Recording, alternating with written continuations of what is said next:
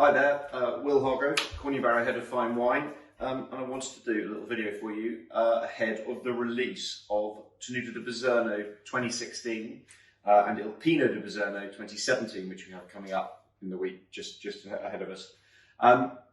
This is actually our 10th anniversary working with Biserno, which has come around in super quick time, and it's Lodovico Antinori's last big wine project, which he's also done in conjunction with his brother Piero, and it's in, as you would expect, Tuscany, in the Upper Maremma, in Bivona. And Bivona is literally just north up the coast from Bulgari, where there are such great wines as Lodovico introduced Ornellaia and then latterly Masseto. So an area of the world he knows really, really well, and it's quite touching to be involved in Lodovico's last big wine project, because he's someone we've known many years, particularly Adam Brett-Smith, our MD. So going into and talking a little bit about the 16 and the 17 that we're going to be releasing next week. Biserno 16 is an incredible wine, very rich, absolutely lovely. It was a textbook vintage in Tuscany, and I think that a few of you may well be aware of that. It had quite a warm winter and then a really nice recharge of slightly cooler spring and some good rain coming in. And up until June, it was relatively cool, and there was the right amount of rainfall. And then through July, August, and then into September, they just had a lovely warm summer, cool nights, which is something you really want, and that happens particularly because of being so near the coast.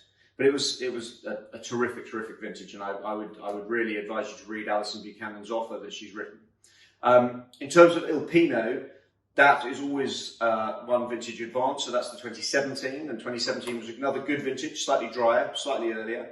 And Il Pino is something I'll come on to, because what I want to do here is to talk a little bit about two slightly older vintages. And what I have here is I have Il Pino de Biserno 2012 and Biserno 2014. So it's always, I think, interesting to have a slight sneak preview of what the wines that we're going to offer next week might turn into. Il Pino is very classically the second wine, so it's from plots that are picked that don't necessarily make it into Biserno, but also from the younger vines, although it's a relatively young project. But Il Pino's been going from strength to strength from the off. So Il Pino 2012, and 2012 was a nice vintage, a relatively early picked vintage, which in that part of Tuscany means more in September than October, but either way. I opened this about 20 minutes ago and had a quick taste, and I have to say, from the moment I pulled the cork, I was really impressed with it.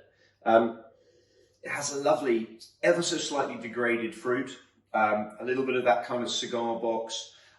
Not smoky, because there's not really a woodiness to the wine at all, but you get a lovely, as I say, slightly degraded, slightly leathered, a wine that's in its sort of second stage of life. And I think for a wine of Il Pino's price, it's terrific to have a wine you can either drink it on release, or you can leave it probably for an optimum sort of age of sort of 5 to 10 years, and it's absolutely delicious. The palate's gorgeous. I would say it's kind of medium bodied, no more than that. And it's got a lovely sort of fleshiness to it. There is a little bit of tannin, but it's actually very much in the wine. It's not a wine I would call overly tannic. And we're going to have a supper in a couple of hours, and I would have thought I would have had a couple more glasses, but by then it's certainly not something you absolutely have to have food with, although it would go brilliantly with all sorts of an array of foods. So that's the Il Pino, which I think is just absolutely cracking value. To move on to Biserno, and here I've picked a tricky vintage. 2014 was a vintage in which they had to take a hell of a lot of risks, because it was a relatively cool vintage. It was really quite wet. It's a vintage where a lot of people actually didn't make their top wines in some cases, and in fact Lodovico, which we'll be releasing the 2016 of in around about a month or so's time, wasn't made in 2014. But to come on to Biserno 14 here, you get a lovely freshness from the Cabernet Franc. And just to give you an idea, both wines are made from a blend of Cabernet Franc, Cabernet Sauvignon, Merlot, and Petit Verdot. So it's very classically a sort of Bordeaux selection in terms of the cepage. But the 2014 is lovely. It has as I say, a fleshy, it manages to be both medium full in terms of its intensity, but have a nice crunch, and I think that's the Cabernet Franc coming in. It has so many layers, and you can see actually the risk-taking they had to do in terms of picking very late and picking parcel by parcel and really planning and really working out how they're going to do it.